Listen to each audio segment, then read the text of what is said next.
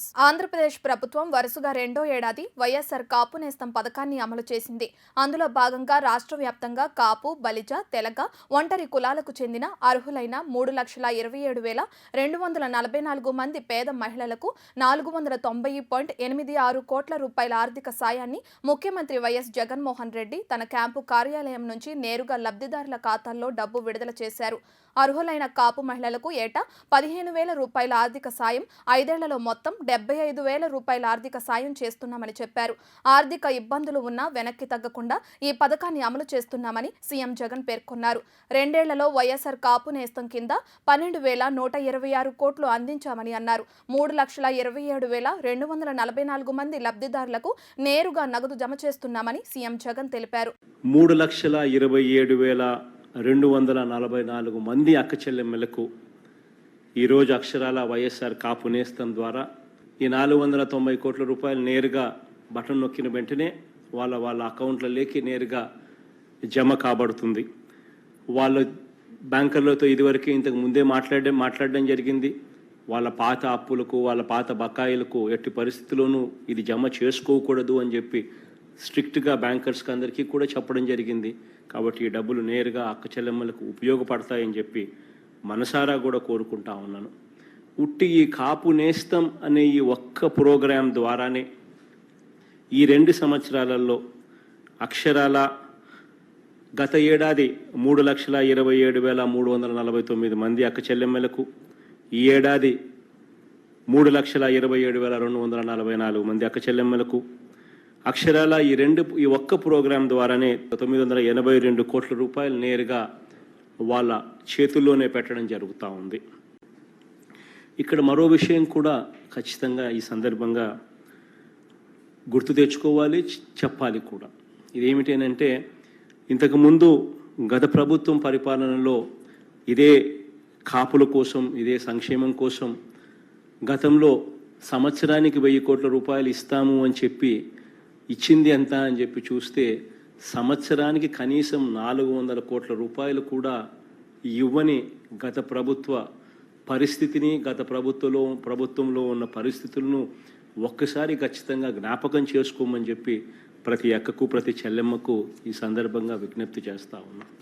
అదే ఈ 2 సంవత్సరాల కాలంలో దేవుడి దయతో ఏర్పడిన, మీ అందరి చల్లని దీవెనతో ఏర్పడిన మీ తమ్ముడి ప్రభుత్వం, మీ అన్న ప్రభుత్వం ఈరోజు ఈ 2 సంవత్సరాలలో గర్వంగా కూడా నేను చెప్తా ఉన్నాను.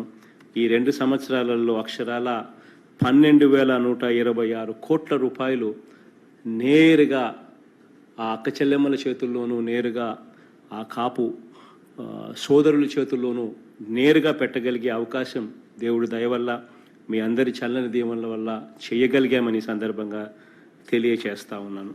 పాలనలో భాగంగా రాష్ట్ర ప్రభుత్వం అప్పులు చేయడం తప్పు కాదని, అప్పు చేస్తే ఆ వివరాలు సమగ్రంగా ఉండాలని పీఎస్సీ చైర్మన్ పయ్యావుల కేశవ్ అన్నారు. అప్పుల విషయాన్ని శాసనసభకు తెలపకుండా రహస్యంగా దాచారని ధ్వజమెత్తారు.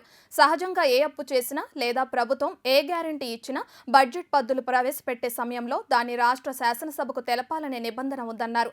అయితే ప్రభుత్వం అప్పులను ఆ పుస్తకంలో తెలియజేయకుండా దాచిందన్నారు. బ్యాంకులకు ఎలాంటి గ్యారంటీ ఇవ్వనందున ఆ పుస్తకంలో రాయలేదని ఆర్థిక మంత్రి బుగ్గన అంటున్నారని, బ్యాంకులేమో గ్యారంటీలు ఉన్నాయంటున్నాయని తెలిపారు. ఏపీ స్టేట్ డెవలప్మెంట్ కార్పొరేషన్ అనేటువంటి ఒక సంస్థకి 25,000 కోట్ల రూపాయలని రుణాలు సేకరించాలని ప్రభుత్వం భావించింది. ఆ మేరకు వివిధ బ్యాంకులతో ప్రయత్నాలు చేస్తే వాళ్ళు కొన్ని షరతుల్ని విధించడం జరిగింది. ఆ షరతుల్లో ప్రధానమైనటువంటివి, ప్రభుత్వం మాకు పూచీకత్తు ఇవ్వాలి, అంటే ప్రభుత్వం గ్యారంటీ ఇవ్వాలి, ప్రభుత్వం వచ్చేటువంటి నిధులను ఎస్క్రూ చేయాలి అని. ఎస్క్రూ అంటే సాధారణంగా ప్రైవేటు సంస్థల్లో ఎక్కువ వాడతారు. ఒకరి మీద ఒకరికి నమ్మకాలు లేనప్పుడు బ్యాంకులకు షరతులు రాసిస్తారు. వచ్చిన నిధుల్ని నేరుగా ఈ అకౌంట్లోకే పంపాలి అన్నటువంటి దాన్ని ఎస్క్రూ చేయాలి అన్నటువంటిది. ఈ 2 షరతుల్ని విధించడం జరిగింది. ఈ మేరకు రాష్ట్ర ఆర్థిక శాఖ ఈ షరతులన్నింటినీ కూడా ఆమోదిస్తూ కొన్ని జీవోల్ని విడుదల చేసింది. జీఓఎంఎస్ నంబర్ 89, 90, 91, 92 ఈ జీవోలని ఈ బ్యాంకులు చెప్పినటువంటి షరతుల మేరకు ఇవన్నీ జీవోల్ని కూడా విడుదల చేస్తూ ప్రభుత్వం గ్యారంటీ ఇచ్చే రకంగా ఆ రకమైనటువంటి నిర్ణయం తీసుకోవడం జరిగింది. అయితే ప్రభుత్వం అప్పులు చేయడం ఏమీ కొత్త కాదు. బాబు వెనక మాట్లాడొద్దా. ప్రభుత్వం అప్పులు చేయడం కొత్త కాదు. పాలనలో భాగంగా అప్పులు అనేకం చేస్తూ ఉంటారు. మరి 25,000 కోట్లకు ఉన్నటువంటి ప్రత్యేకత ఏంటి అనంటే ఇందులో రహస్యంగా ఉంచారు. ఏ రాష్ట్ర శాసనసభకు విషయాల్ని తెలపాలో దాన్ని తెలుపకుండా దాచారు. సహజంగా ఏ అప్పు చేసినా లేక ప్రభుత్వం ఏ గ్యారంటీ ఇచ్చినా దాన్ని రాష్ట్ర శాసనసభకు బడ్జెట్ పద్దులు ప్రవేశపెట్టేటువంటి సమయంలో వాల్యూమ్ 5/2 అనేటువంటి ఈ పుస్తకంలో మొత్తం తెలపాలి. రైతులకు ధాన్యం సొమ్ములు చెల్లించడంలో ప్రభుత్వం విఫలమైందని జనసేన అధినేత పవన్ కళ్యాణ్ అన్నారు. రైతుల నుంచి ధాన్యం కొని నెలలు గడుస్తున్నా డబ్బులు ఇవ్వరా అని ప్రశ్నించారు. నెలాఖరులోగా ప్రతి గింజకు డబ్బులు ఇవ్వాలని, లేని పక్షంలో రైతుల కోసం పోరాడతామని స్పష్టం చేశారు. కొనుగోలు చేసి డబ్బులు ఇవ్వకుండా తిప్పించుకున్న దళారుల గురించి విన్నామని, కానీ దళారులను మించిపోయి రైతులను రోడ్డు మీదకి తెచ్చిన ప్రభుత్వాన్ని చూస్తున్నామని ఆయన అన్నారు. 3,000 కోట్లకు పైగా వరి పండించిన రైతులకు రాష్ట్ర ప్రభుత్వం బకాయి పడిందని తెలిపారు. ఎన్నికలకు ముందు హామీలు ఇచ్చి నిరుద్యోగులను ఎలా మోసపుచ్చారో అదే విధంగా రైతన్నలను కూడా నమ్మించి మోసం చేశారని విమర్శించారు. ధాన్యం కొనుగోలు చేసిన 3 రోజుల్లో రైతు ఖాతాకు డబ్బు జమ చేస్తామని చెప్పారన్నారు. పాలనలోకి వచ్చిన తొలినాటి నుంచి నేటి వరకు వైసీపీ ప్రభుత్వం రైతులకు ధాన్యం డబ్బులు ఇవ్వడంలో విఫలమవుతూనే ఉందని జనసేనాని వ్యాఖ్యానించారు.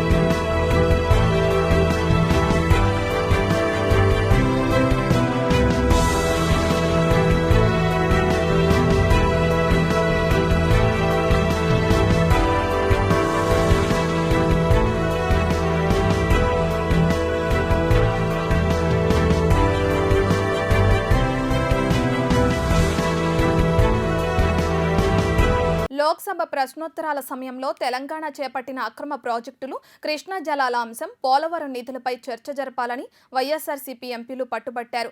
స్పీకర్ వెల్లోకి దూసుకెళ్లి నిరసన తెలియజేశారు. శ్రీశైలంలో 800 అడుగుల మట్టంలోనే నీటిని తోడేస్తూ తెలంగాణ ప్రభుత్వం అక్రమంగా విద్యుత్ ఉత్పత్తి చేస్తుందని వైఎస్ఆర్సీపీ ఎంపీ అవినాష్ రెడ్డి ఆరోపించారు. విభజన చట్టం నిబంధనలకు విరుద్ధంగా తెలంగాణ ప్రభుత్వం వ్యవహరిస్తోందని వెంటనే చర్యలు తీసుకోవాలని ఎంపీ అవినాష్ రెడ్డి డిమాండ్ చేశారు. వైఎస్ఆర్సీపీ ఎంపీ అవినాష్ రెడ్డి ప్రశ్నలకు సమాధానంగా కేంద్ర జలశక్తి మంత్రి గజేంద్ర సింగ్ షెకావత్ స్పందిస్తూ ఏపీ వాదన సరైనదే అని, అందుకే ఇరు రాష్ట్రాల ప్రయోజనాలను కాపాడేందుకు కేఆర్ఎంబీ మరియు జీఆర్ఎంబీ గెజెట్ ను విడుదల చేశామని తెలిపారు. GO number 107 dated September 28, 2004 in erstwhile Andhra Pradesh states that minimum drawdown level of Srisailam Dam is at 854 feet, sir. Because at 854 feet only water can be given to Rayalaseema districts, Nelluru, Prakasham districts and also for Chennai drinking water purpose, sir. But Telangana Genco is producing power at the level of 800 feet, sir. After Honorable CM of AP wrote to Government of India, KRMB instructed Telangana Genco to stop power generation. In spite of board's order, even today power generation is continued without building water level in Srisailam Dam, thereby worstly affecting the Rayalaseema districts, the Nellore Prakasham district and also Chennai drinking water purpose. Considering the above facts, will the Government of India and KRMB strictly enforce the order passed by the KRMB to stop untimely power generation by Telangana Genco, and will it protect the farmers' interests and drinking water interests of the people of Andhra Pradesh and also of Chennai city, sir? धन्यवाद सभापति महोदय। माननीय सदस्य ने जो प्रश्न खड़ा किया है तेलंगाना आंध्र प्रदेश के किसानों, रायलसीमा के किसानों को लेकर के, मैं उससे पूर्णतः सहमत हूँ। केआरएमबी जो रेगुलेटरी बॉडी है as per Andhra Pradesh reorganisation act, उस रेगुलेटरी बॉडी के 9th मीटिंग में ये तय किया गया था कि power generation will be incidental to irrigation and drinking water requirement. जब इरिगेशन और ड्रिंकिंग वाटर के लिए पानी की आवश्यकता होगी, केवल और केवल तभी पानी जो है बांध से छोड़ा जाएगा। आंध्र प्रदेश के माननीय मुख्यमंत्री जी का पत्र मुझे प्राप्त हुआ था और साथ ही साथ में आंध्र प्रदेश के माननीय मुख्यमंत्री जी ने KRMB के चेयरमैन को भी पत्र लिखा था। हमने उसके कंटेक्स्ट में वापस प्रश्न का जवाब भी लिखा है। हमने बार बार उनको जो है KRMB के माध्यम से भी और डायरेक्ट जेनको को लिख करके ये कहा गया है कि आप पावर जनरेशन को तुरंत बंद करें, लेकिन बंद करने के बजाय जेनको ने ये लिख दिया है कि अभी हम इसको बंद नहीं कर रहे हैं, फुल स्विंग पे तीनों प्लांट ऑपरेट करने चाहिए। हमने एक बार फिर तेलंगाना सरकार को चिट्ठी लिख करके कहा है कि इसे बंद किया जाना चाहिए। ఇంటర్ సెకండ్ ఇయర్ ఫలితాలు విడుదల చేసేందుకు విద్యాశాఖ సిద్ధమైంది. ఇందుకు సంబంధించిన అన్ని ఏర్పాట్లు పూర్తయ్యాయి. శుక్రవారం సాయంత్రం 4 గంటలకు ఇంటర్ ఫలితాలు విడుదల చేస్తున్నట్లు ఏపీ విద్యాశాఖ మంత్రి ఆదిమూలపు సురేష్ ప్రకటించారు. కాగా కరోనా కారణంగా ఇంటర్ సెకండ్ ఇయర్ పరీక్షలు రద్దయ్యాయి. ఈ నేపథ్యంలో ఫలితాలు ఎలా ఉంటాయోనని విద్యార్థుల్లో ఉత్కంఠ నెలకొంది. ఇంటర్ ఫస్ట్ ఇయర్ పరీక్షలు కూడా జరగలేదు. అయితే గ్రేడ్ల విధానంలో వారిని పాస్ చేసి సెకండ్ ఇయర్ కు పంపారు. ఇప్పుడు ఇదే విధానంలోనే ఇంటర్ సెకండ్ ఇయర్ విద్యార్థులను కూడా పాస్ చేయనున్నట్లు తెలుస్తోంది.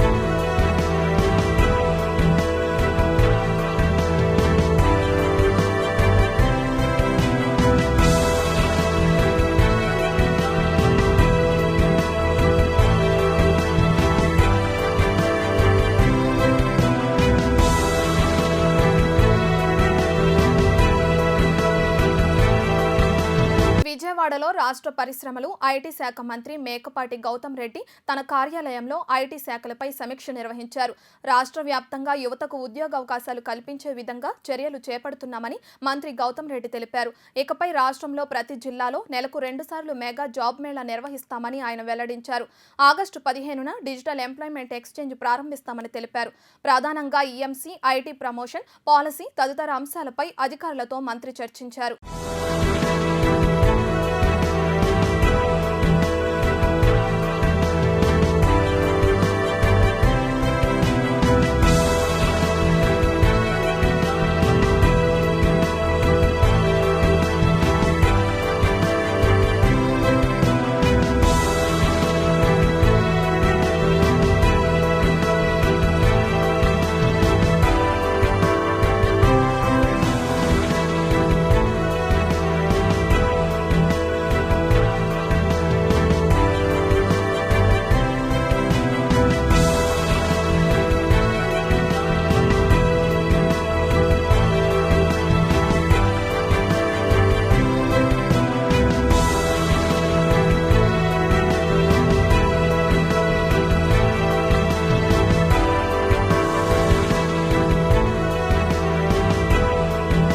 ఇబ్రహీంపట్నం నిమ్రా ఇంజనీరింగ్ కళాశాల ఆవరణలో నూతనంగా ఎన్నికైన గ్రామ పంచాయతీ సర్పంచ్లకు 3 రోజుల పాటు ఏర్పాటు చేసిన శిక్షణ తరగతులను మంత్రి పెద్దిరెడ్డి రామచంద్రారెడ్డితో కలిసి మైలవరం శాసనసభ్యులు వసంత కృష్ణప్రసాద్ జ్యోతి ప్రజ్వలన చేసి ప్రారంభించారు.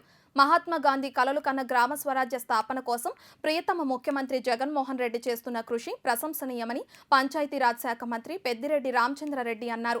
మైలవరం శాసనసభ్యులు వసంత కృష్ణప్రసాద్ మాట్లాడుతూ గ్రామ స్థాయి నుంచి రాష్ట్ర స్థాయికి ఎదిగిన నాయకులను నేటి తరం సర్పంచులు ఆదర్శంగా తీసుకోవాలన్నారు.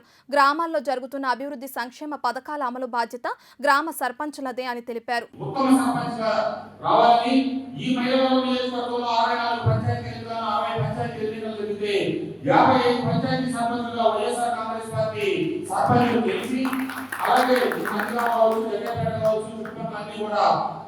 ఏమైతే ప్రీతమైన రాజశేఖర రెడ్డి గారి కొనసాగింపుగా వారసత్వంగా జగన్మోహన్ రెడ్డి గారు ముఖ్యమంత్రిగా పరిపాలన చేస్తా ఉన్నారో, ఆయన నుంచి ముఖ్యమంత్రి నుంచి సర్పంచ్ దాకా ఉన్నటువంటి మీరందరూ ఆయన అందించే సుపరిపాలన సంక్షేమ పథకాలు అర్హులు పేదలు అందరికీ అందేటట్టుగా జాగ్రత్తలు చర్యలు తీసుకుంటూ ఈ ప్రభుత్వం కలకాలం ఉండేటట్టుగా రాజశేఖర రెడ్డి గారి ప్రభుత్వానికి ఏ రకమైతే రాజశేఖర రెడ్డి గారి ప్రభుత్వానికి ముందు తర్వాత అన్నట్టుగా ఆయన నిర్వహించాము, జగన్మోహన్ రెడ్డి గారి పరిపాలన కూడా ఆ రకంగా రాబోయే తరాలు గుర్తుంచుకునేటట్టుగా ఇది సంక్షేమ ప్రభుత్వం, ఇది పేదల ప్రభుత్వం.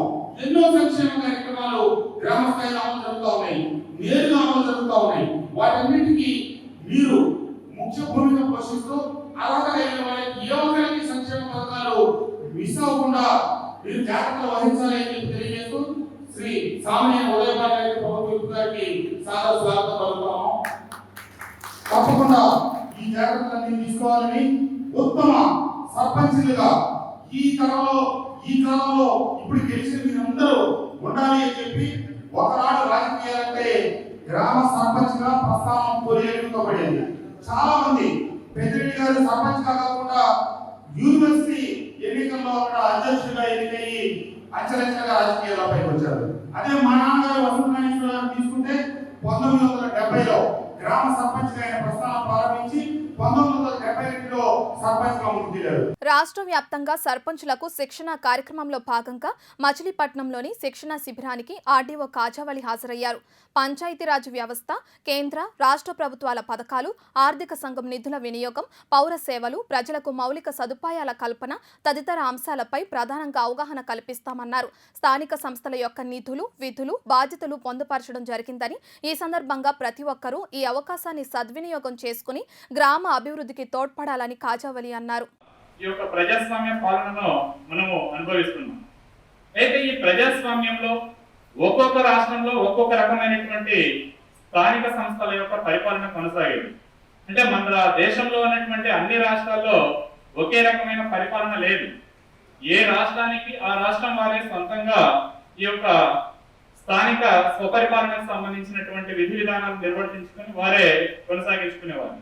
అయితే 1994వ సంవత్సరం నుండి 73వ రాజ్యాంగ సవరణను తీసుకుని వచ్చి తప్పనిసరిగా దేశమంతటా కూడా ఒకే రకమైనటువంటి స్థానిక స్వపరిపాలన అనేది ఉండాలి, స్థానిక సంస్థల యొక్క అధికారాలు, విధులు అన్ని రాష్ట్రాలలో ఒకే రకంగా ఉండాలనేటటువంటి ఉద్దేశంతో 73వ రాజ్యాంగ సవరణను 1994లో తీసుకుని వచ్చి ఒక చట్టంగా రూపొందించడమే కాకుండా రాజ్యాంగానికి సవరణ చేసి స్థానిక సంస్థల యొక్క విధులు, అధికారాలు, బాధ్యతలు మొదలైన విషయాలను కూడా క్షుణ్ణంగా రాజ్యాంగంలో పొందుపరచడం జరిగింది. ఇంద్రకీలాద్రి అమ్మవారి ఆలయంలో శాకంబరీదేవి ఉత్సవాలు ప్రారంభమయ్యాయి. 3 రోజుల పాటు శాకంబరీదేవి ఉత్సవాలు జరగనున్నాయి. ఇంద్రకీలాద్రిపై ఆషాఢ మాసాన్ని పురస్కరించుకుని శ్రీ దుర్గా మల్లేశ్వర స్వామి వార్ల దేవస్థానం ప్రతిష్టాత్మకంగా నిర్మించనున్నారు. అమ్మవారికి ఆకుకూరలు, పళ్ళు, కూరగాయలతో అలంకరణ చేశారు. శాకంబరీదేవి ఉత్సవముల ప్రాముఖ్యతను ఆలయ వైదిక కమిటీ సభ్యులు శ్రీ ఆర్ శ్రీనివాస శాస్త్రి గారు భక్తులకు వివరించారు. ఆలయ ఈవో భ్రమరాంబ అమ్మవారిని దర్శించుకుని ఏర్పాట్లను పరిశీలించారు. జయ దుర్గా భవాని. దుర్గే స్మృత హర్షపీతమశేషయంతో స్వస్తే స్మృత మతమతీవ శుభాన్ దదాసి దారిద్ర్య దుఃఖ భయహారిణికాత్వదన్య సర్వోపకారకరణాయ సదార్ద్రచిత్త. శ్రీ దుర్గామల్లేశ్వర స్వామివారి దేవస్థానంలో ఈ ప్లవనామ సంవత్సరంలో ఆషాఢ త్రయోదశి, చతుర్దశి, పూర్ణిమ ఈ 3 రోజుల పాటు ఇక్కడ శాకాంబరి ఉత్సవాలు ప్రతి సంవత్సరం వల్ల ఈ సంవత్సరం కూడా చేయడం జరుగుతోంది. త్రయోదశి రోజున ఉదయం అమ్మవారికి శాకాలతోటి అలంకారం చేసి భక్తులందరికీ కూడా దర్శనం ఏర్పాటు చేయడం జరిగింది. ఉదయం 6 గంటలకల్లా భక్తులందరికీ కూడా యథావిధిగా దర్శనం ఏర్పాటు చేయడం జరిగింది. ఇట్లా ఈ యొక్క శాకాంబరి ఉత్సవాలు మనకి లోకమంతా కూడా దుర్భిక్షాలన్నీ పోయి సుభిక్షంగా ఉండి మనంతా కూడా ఎటువంటి ఆకలి దప్పికలు లేకుండా ఉండటం కోసం సకాలంలో వర్షాలు పడి ఈ భూభాగం అంతా కూడా సుభిక్షంగా ఉండాలనే ఉద్దేశంతో ఈ యొక్క శాకాంబరి ఉత్సవాలు ప్రతి సంవత్సరం చేయడం జరుగుతోంది. ఈ యొక్క సంకల్పం చేసిన దగ్గర నుంచి ఈ యొక్క వానలు కానీ అట్లాగే పంటలు పండడం కానీ మనకి ఎటువంటి ఇబ్బందులు లేకుండా జరగడం అనేది ప్రతి సంవత్సరం మనం చూస్తూనే ఉన్నాం. అదేవిధంగా ఈ సంవత్సరం కూడా మన సంకల్పంతో ఈ వర్షాలు కూడా యథావిధిగా సంకల్పం చేసిన దగ్గర నుంచి వర్షం కూడా పట్టడం జరుగుతోంది. అట్లాగే ఈ దేవాలయంలో అమ్మవారిని శాకాంబరిదేవిగా దర్శించుకున్న ప్రతి భక్తుడికి కూడా ఎటువంటి ఇబ్బందులున్నా దుర్భిక్షాలు లేకుండా ఇంట్లో వాళ్ళ కష్టాలన్నీ తీరి సుఖ సంతోషాలతో ఉండటం కోసం ఈ యొక్క శాకాంబరిదేవిని దర్శించుకొని అమ్మవారి స్వామివారి యొక్క అనుగ్రహాన్ని పొందాలని కోరుకుంటున్నాం. జై దుర్గా భవాని. బంగాళాఖాతంలో ఏర్పడిన అల్పపీడనం వల్ల కోస్తాంధ్ర, రాయలసీమలో 2 రోజులు విస్తారంగా వర్షాలతో పాటు అక్కడక్కడ భారీ వర్షాలు కురుస్తాయని ఆంధ్రప్రదేశ్ రాష్ట్ర విపత్తుల నిర్వహణ శాఖ కమిషనర్ కె కన్నబాబు తెలిపారు. రాయలసీమలో అక్కడక్కడ మోస్తారు నుంచి భారీ వర్షాలు కురుస్తాయని చెప్పారు. కోస్తాంధ్రలో రేపు అక్కడక్కడ భారీ వర్షాలు, మిగిలిన చోట్ల తేలికపాటి నుంచి మోస్తారు వర్షాలు పడుతున్నట్లు తెలిపారు. తీరం వెంబడి గంటకు 50 నుంచి 60 కిలోమీటర్ల వేగంతో గాలులు వీస్తాయని, సముద్రం అలజడిగా ఉంటుందని అన్నారు. ఈ క్రమంలో మత్స్యకారులు శనివారం వరకు సముద్రంలోకి వేటకు వెళ్లొద్దని సూచించారు. అలాగే లోతట్టు ప్రాంత ప్రజలు అప్రమత్తంగా ఉండాలని కన్నబాబు హెచ్చరించారు.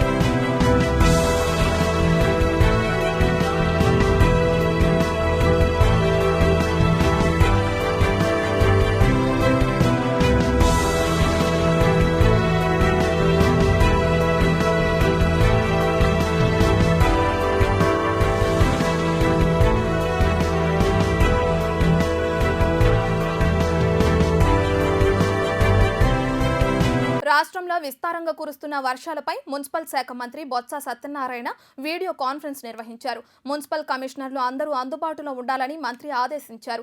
వర్షాల దృష్ట్యా అన్ని చోట్ల కంట్రోల్ రూమ్లు ఏర్పాటు చేయాలన్నారు. వర్షపు నీరు నిల్వ ఉండకుండా చర్యలు తీసుకోవాలని సూచించారు. మున్సిపల్ కమిషనర్లు ఎప్పటికప్పుడు పరిస్థితులను సమీక్షించి చర్యలు చేపట్టాలన్నారు. వర్షాల అనంతరం వ్యాధులు ప్రబలకుండా ముందస్తు చర్యలు చేపట్టాలని మంత్రి బొత్స సత్యనారాయణ ఆదేశించారు.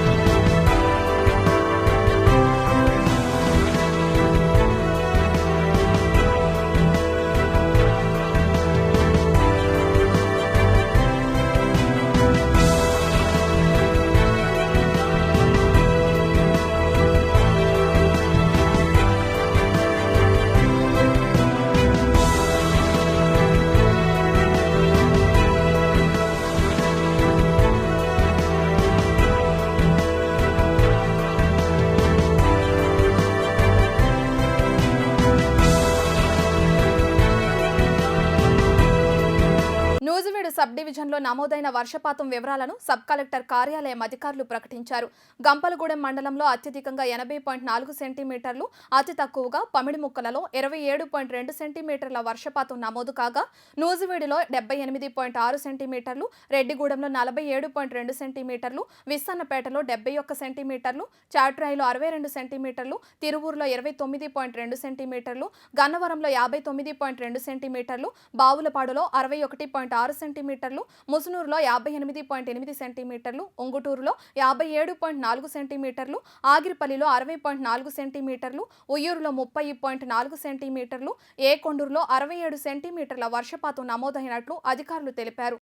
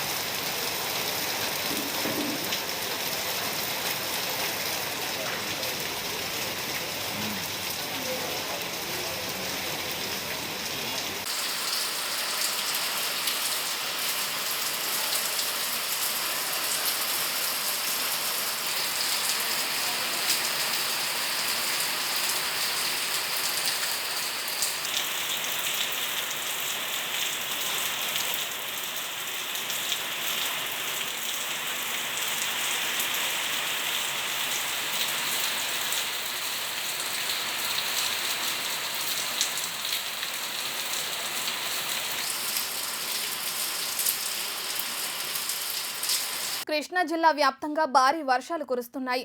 వాగులు వంకలు పొంగి పొర్లుతున్నాయి. పలు ప్రాంతాల్లో డ్రైన్లు పొంగి పొర్లుతున్నాయి. వరద నీరు రోడ్లపై నిలిచిపోవడంతో ట్రాఫిక్కు తీవ్ర అంతరాయం ఏర్పడింది. ఇబ్రహీంపట్నం పవిత్ర సంగమం వద్ద పట్టిసీమ వరద నీరు కృష్ణా నదిలోకి చేరుతోంది. దీంతో నందిగామ మండలం దాములూరు కూడలి వద్ద వైరా కట్టలేరు వాగు పొంగి పొర్లడంతో నందిగామ వీరులపాడు మండలాల్లో పలు గ్రామాలకు రాకపోకలను అధికారులు నిలిపివేశారు. ఈ వర్షాలకు పంట పొలాలు పూర్తిగా దెబ్బతింటాయని, అపారమైన నష్టం వాటిల్లుతుందని రైతులు భయభ్రాంతులకు గురవుతున్నారు.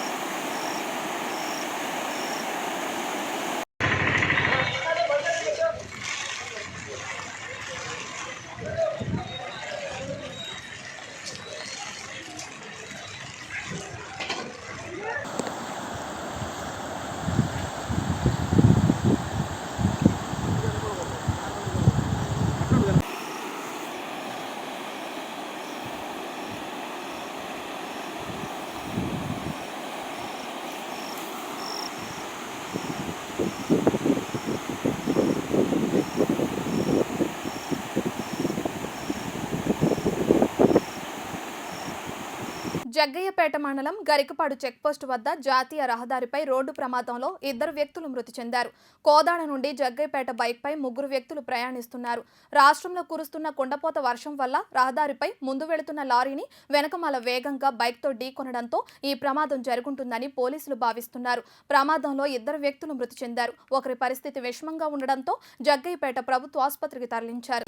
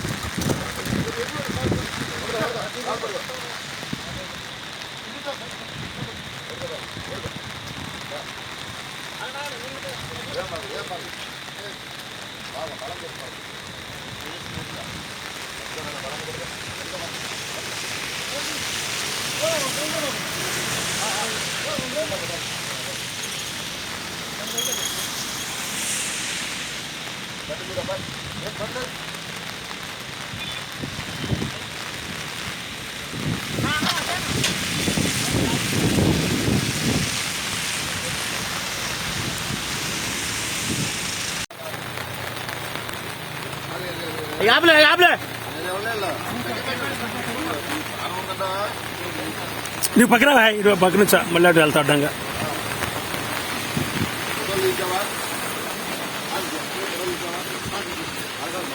తీసా నేను తీసలేదు.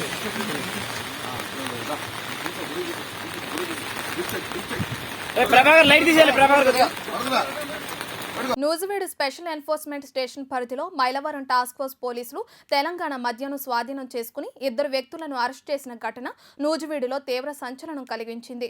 హైదరాబాద్ నుండి నూజివీడు వస్తున్న ప్రైవేట్ ట్రావెల్స్ బస్సులో అక్రమంగా తెలంగాణ మద్యం బాటిల్ను తరలిస్తున్నారన్న విశ్వసనీయ సమాచారంతో తనిఖీలు నిర్వహించినట్లు టాస్క్ ఫోర్స్ సూపరింటెండెంట్ నారాయణ స్వామి చెప్పారు. ఈ తనిఖీలలో 40,000 రూపాయల విలువైన 63 తెలంగాణ మద్యం బాటిళ్లను సీజ్ చేశారు. బస్సు డ్రైవర్ క్లీనర్పై కేసు నమోదు చేసి దర్యాప్తు చేస్తున్నట్లు చెప్పారు.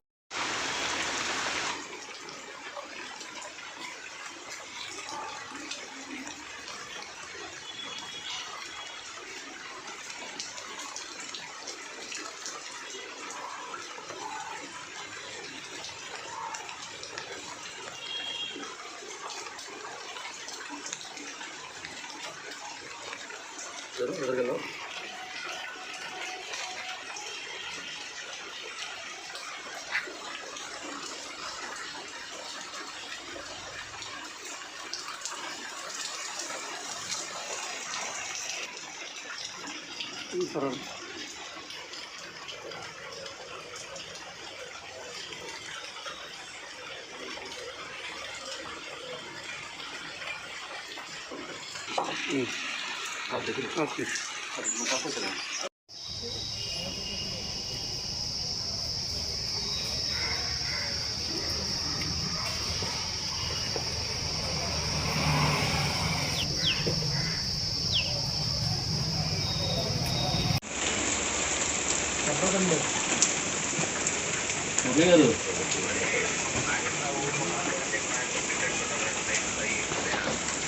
నాయకులు నిన్న మాట్లాడేది ఇవాళ మాట్లాడేది నాతో బాబీ గారు చెప్పారంట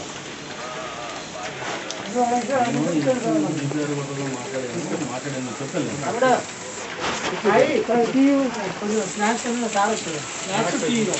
ఆంధ్రప్రదేశ్లో గడిచిన 24 గంటల్లో రాష్ట్ర వ్యాప్తంగా 70,727 కరోనా నిర్ధారణ పరీక్షలు నిర్వహించగా 1843 కేసులు నిర్ధారణ అయ్యాయి. తాజా కేసులతో కలిపి ఇప్పటివరకు రాష్ట్రంలో 19,48,592 మంది వైరస్ బారిన పడినట్లు రాష్ట్ర వైద్య ఆరోగ్య శాఖ వెల్లడించింది. గడిచిన 24 గంటల వ్యవధిలో కోవిడ్ వల్ల 12 మంది బాధితులు ప్రాణాలు కోల్పోవడంతో రాష్ట్ర వ్యాప్తంగా మృతుల సంఖ్య 13,209కి చేరింది. 24 గంటల వ్యవధిలో 2,199 మంది బాధితులు కోలుకోవడంతో రాష్ట్ర వ్యాప్తంగా కోలుకున్న వారి సంఖ్య 19,11,812కి చేరినట్లు వైద్య ఆరోగ్య శాఖ తెలిపింది. ప్రస్తుతం రాష్ట్రంలో 23,571 యాక్టివ్ కేసులున్నాయి. రాష్ట్ర వ్యాప్తంగా ఇప్పటి వరకు 2,39,09,363 నమూనాలను ఆరోగ్య శాఖ పరీక్షించింది.